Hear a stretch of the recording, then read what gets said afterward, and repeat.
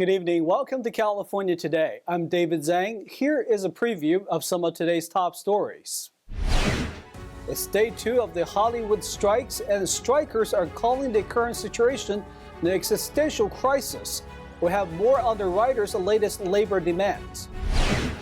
Charges have been dropped in a deadly shooting at a San Francisco Walgreens. The district attorney says the shooting was in self-defense. A group of teachers is suing their local school district. They say a district policy is allegedly forcing them to lie to parents about a student's gender. Tens of thousands of film writers are on their second day of the strikes. Labor union representatives from Writers Guild of America call the current labor dispute a, quote, an existential crisis. Let's take a look at what these writers are demanding. Ain't no power like the power of the union. The 11,500 members of the Writers Guild of America went on strike Tuesday after negotiations with Hollywood studios failed in March. The strike comes as the film and entertainment world begins to cope with recent technological shifts in the industry and increasing demands for streaming. We've been negotiating for 6 weeks, and they have not budged in their proposal, so the only thing we have to do is to withdraw our labor. Here's a look at the demands behind the first Hollywood strike in 15 years. The Guild is seeking higher compensation for writers across the board and increases to their pension and health funds. The Guild says writer pay has declined 14% in the last 5 years. The percentages of what writers have made historically has shrunk so much that making a living now has become nearly impossible compared to what it used to be. Now, nobody is denying that economies change. Most important part of it is how much we are getting paid for reuse of our materials, how much we're getting paid for streaming our TV shows on the internet. And with the rise of streaming services, the Guild says many of the rules around TV writing are now getting outdated. They say writers might have once expected to spend almost a year working on a 22 to 25 episode season of a TV broadcast. But now the average season is much shorter, which also means less pay per episode. And lastly, writers say they're also increasingly concerned about the use of artificial intelligence to write scripts. There are issues to be addressed for the writers who create content, and the profits for the content need to be spread amongst the writers in an equitable way. Some writers say the fast advancing technology has widespread potential and in some cases could be a useful tool. But in the end, the Writers Guild says they want production companies to implement safeguards around AI usage and not replace writers with AI technology. The longest writers' strike, which took place in 1988, lasted exactly 5 months. It's unclear how long this current strike will last, but we'll continue to bring you the latest major developments. Also in Southern California, a man has just been sentenced to prison. This comes after he pleaded guilty to murdering his boss at a U.S.-based Chinese language newspaper. His sentencing comes nearly 5 years after the incident. 64-year-old Zhong Qi-chen has been sentenced to 21 years in state prison. This comes after he pleaded guilty back in March to the murder of his boss, 50-year-old Yi Ning-she. She, who is the founder and chairman of China Press, or Chaobao in Chinese, was pronounced dead on November 16, 2018. China Press is known for its pro-Beijing views among the U.S. Chinese immigrant community. In 2001, the Jamestown Foundation, a U.S. think tank, listed the China Press as an overseas Chinese newspaper, claiming the newspaper was, quote, directly controlled by the Chinese government. Now, according to police, She was found on the second floor of the newspaper's Alhambra building with multiple gunshot wounds. Chen was arrested on the same day for suspicion of murder, and a handgun was recovered by officers from the scene. Investigators said at the time that they believed that a workplace dispute led to the shooting. 5 years after the incident, Chen, who is a naturalized U.S. citizen originally from China, accepted a plea deal that reduces his charges from murder to voluntary manslaughter and the intentional use of a firearm. One of Chen's attorneys, Kristen Mason, of the Meehan law firm, told the Epoch Times that Chen may be eligible in 13 or 14 years for elderly parole. According to the California Department of Corrections and Rehabilitation, parole may be granted for those who are at least 50 years old and have been in custody for at least 20 years. Chen's attorneys declined to comment on the motive, which has not yet been revealed to the public. Meanwhile, in Northern California, charges were recently dropped in a deadly shooting at a San Francisco Walgreens by a security guard. The district attorney's office say they reviewed footage and witness statements, concluding that there is credible evidence the security guard acted in self-defense. NTD's Jason Blair has more. The San Francisco district attorney announced that there will be no charges against a Walgreens security guard in a fatal shooting that happened last week at a downtown San Francisco Walgreens.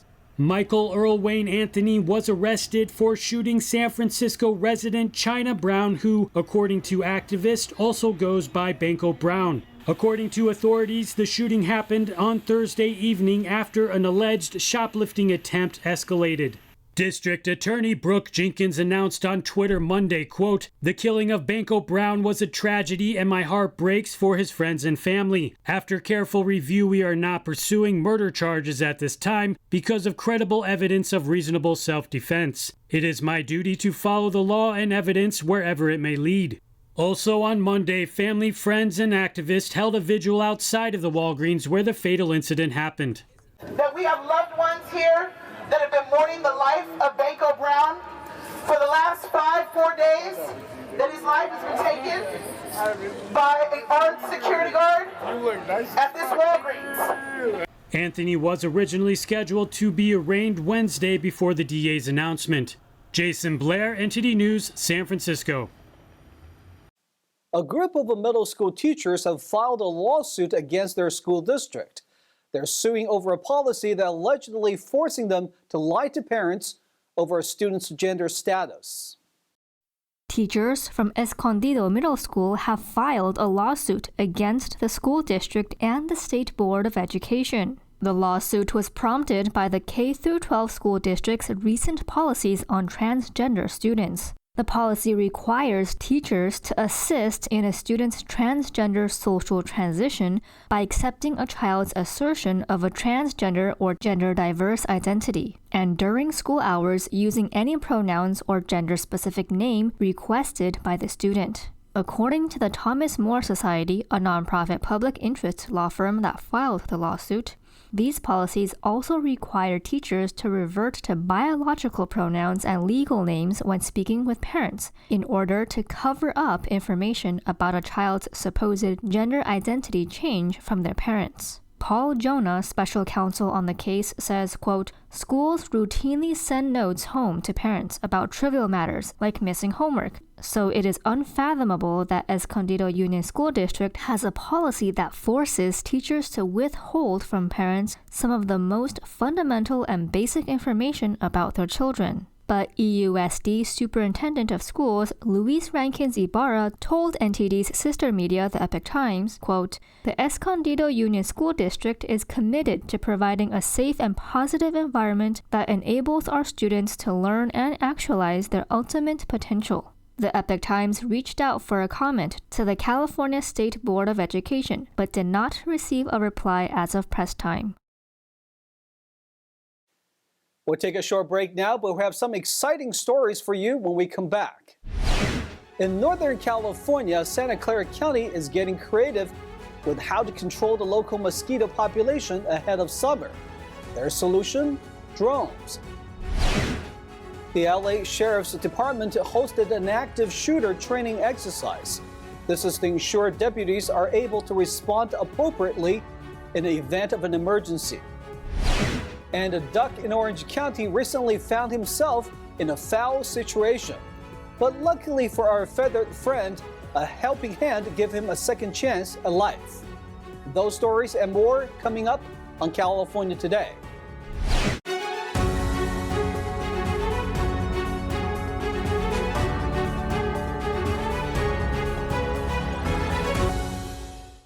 Welcome back to California Today. I'm your host, David Zhang.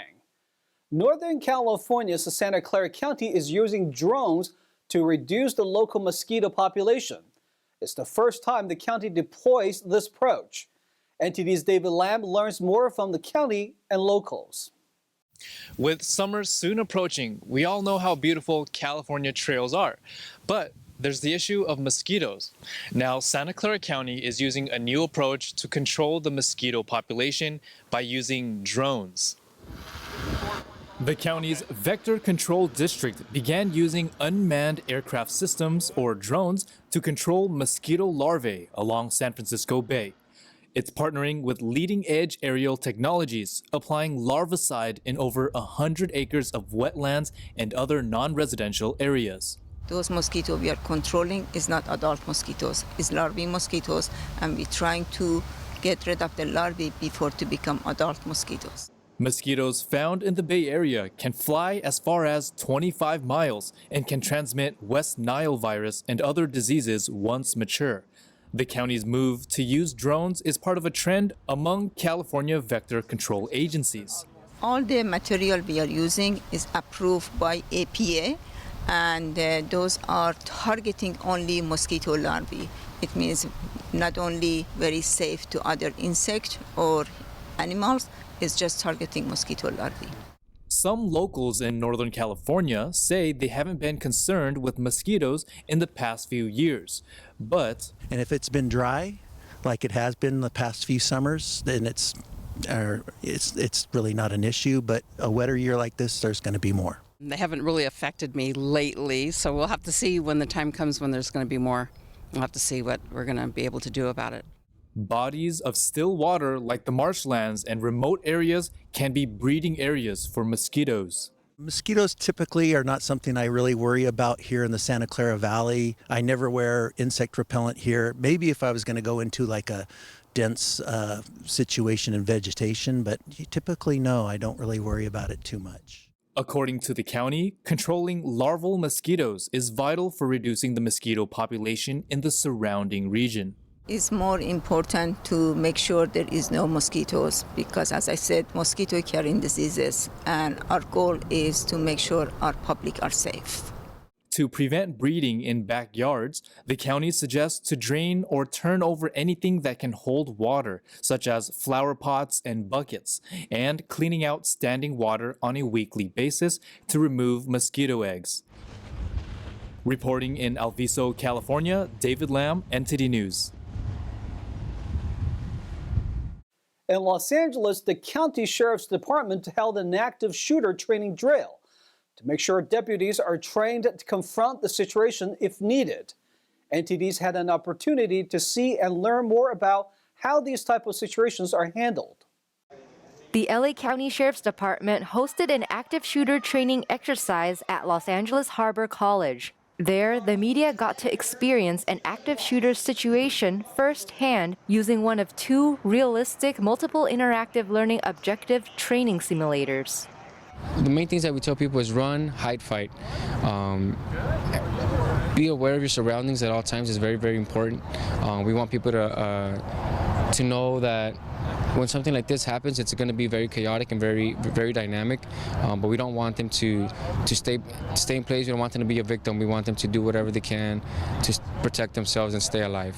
The Special Enforcement Bureau was also present to help make the role-playing as realistic as possible. This way, the trainees will have the highest chance of survival in a real-life situation.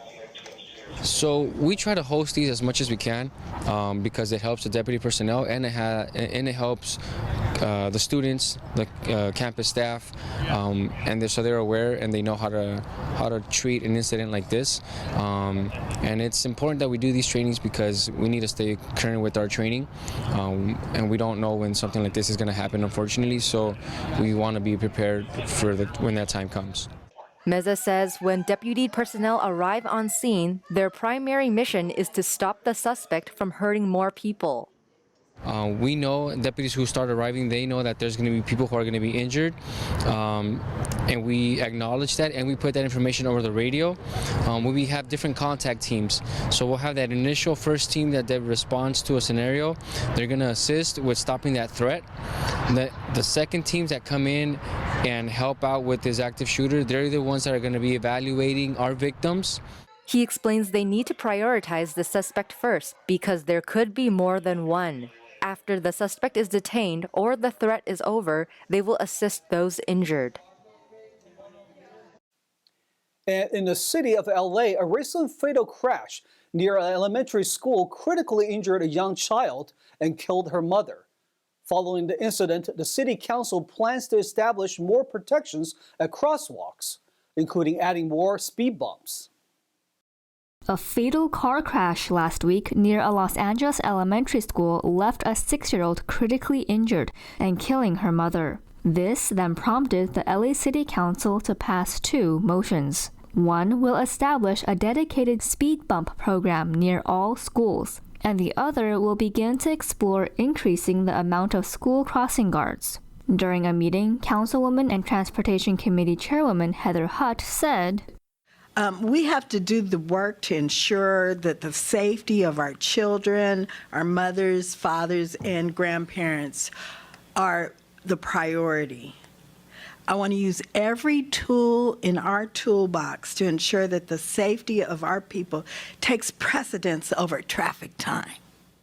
It's currently unclear how much the speed bump program would cost. The City Transportation Department is also trying to fill around 200 vacancies for crossing guards out of its 500 funded positions. This comes after a truck driver near Hancock Park Elementary School in Mid-Wilshire struck and killed a 33-year-old mother while critically injuring her 6-year-old daughter, who was last reported in a stable condition on April 26th.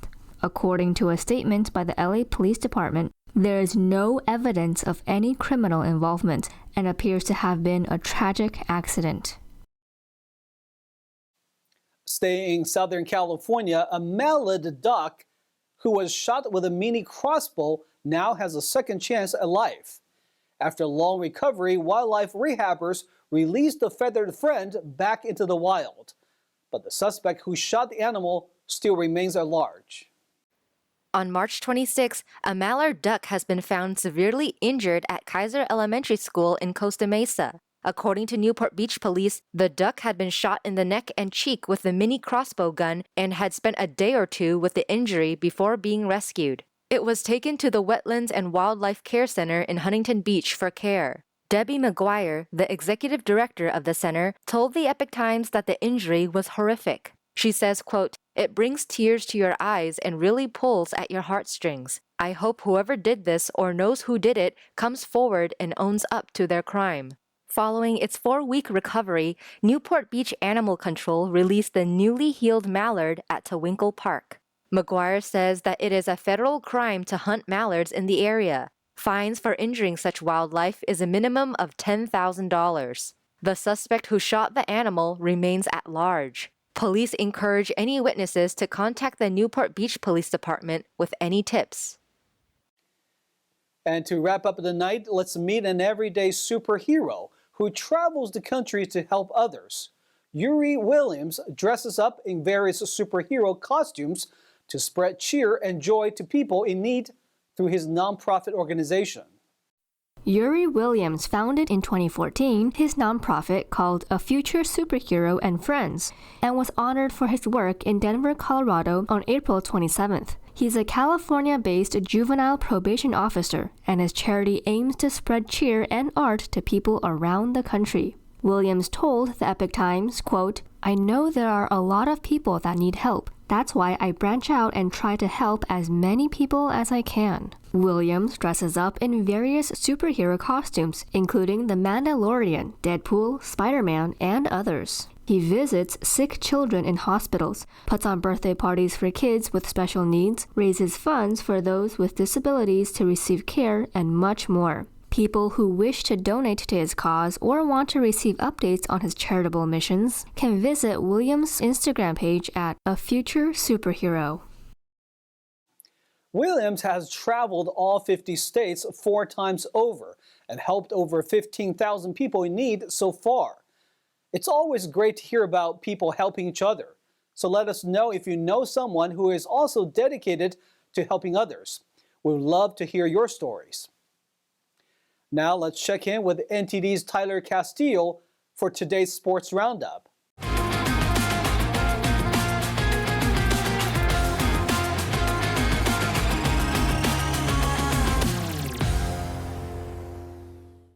Let's dive into the Sports Roundup for today. I'm Tyler Castillo. Anthony Davis had 30 points while teammate LeBron James added 22 points. Los Angeles would hold off a late flurry by the Golden State Warriors to win an entertaining Game 1 in the Western Conference semifinals on Tuesday night.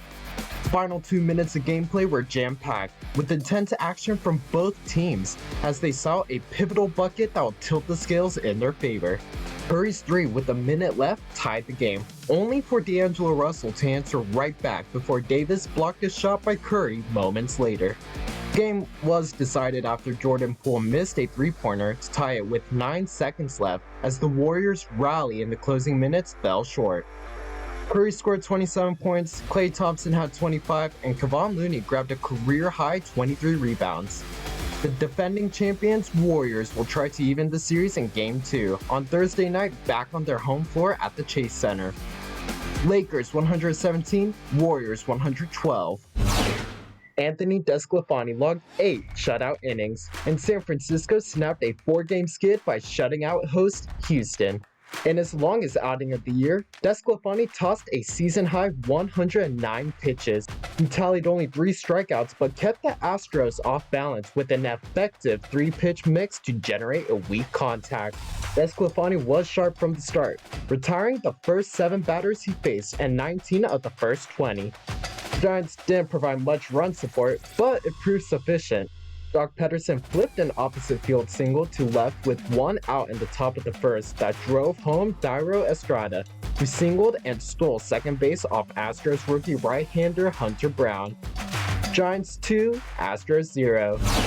Taylor Ward hit a 3-run homer to overpower visiting Los Angeles past St. Louis, marking the Cardinals' 4th straight loss. Angels starting pitcher Patrick Sandoval allowed 1 run on 3 hits in 5 innings. He struck out 4 and walked 3. Chris Devenski pitched 2 innings of scoreless relief for Los Angeles. Matt Moore and Carlos Estevez closed out the game with an inning each. Starting pitcher Stevan Matz allowed 4 runs on 6 hits and 2 walks in 5 innings for the Cardinals, who have lost 7 of their last 8 games. Angels 5, Cardinals 1.